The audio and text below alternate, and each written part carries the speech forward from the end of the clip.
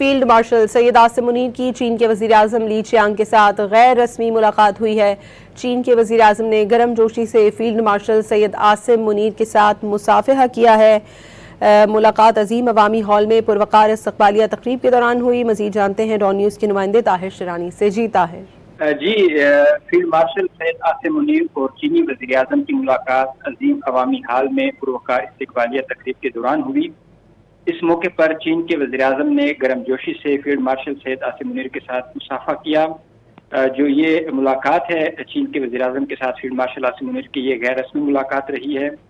چین کے وزیر اعظم اور فیلڈ مارشل سید عاصم منیر کے درمیان تبادلہ خیال بھی ہوا۔ فیلڈ مارشل سید عاصم منیر اس وقت وزیر اعظم شہباز شریف کے ہمراہ دورہ چین پر موجود ہیں۔